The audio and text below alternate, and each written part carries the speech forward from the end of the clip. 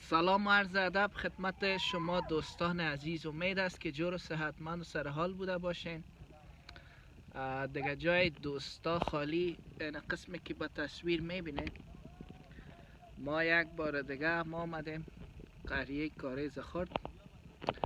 دیگه این نوبت یک نفر از دوستای عزیز ما و همسنفی عزیز ما که احمد امید جان هم است دعوت شدن این دفعه همراه ما هستن. احمد امید جان هستی همی طرفات؟ با خصوص احترامات تقدیم رحمت جان، اسمت الله جان و رحیم جان و احمد بلال که غیر حاضر است. خب و دا کرد گفتمش مصروف بود بیچاره. بیا خیرش باشه.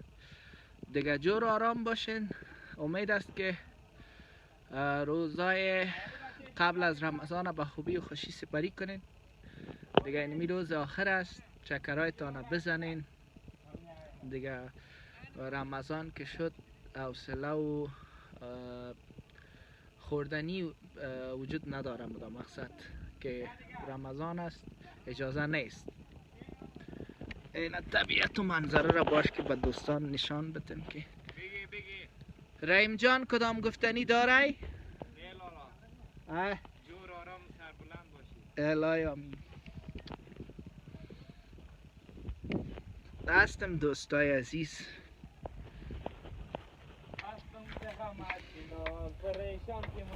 امی کوره چی یاد میکنه؟ به نام چی یاد میکنه؟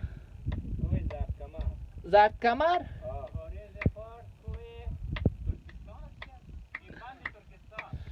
کوه تیربند ترکستان است دوستای عزیز. این میجا موقعیت ها معلوم است دیگه به شما.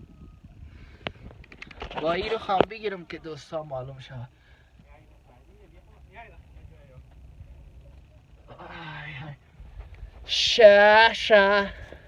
شایسته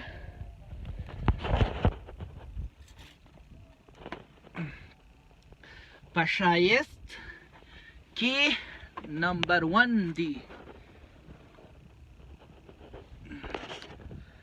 دوستا اگه اینترنت کار کنه آنتن اینجا درست فعال شوه لایف هم براتان میایم. تا شات بعدی شما را میبینیم.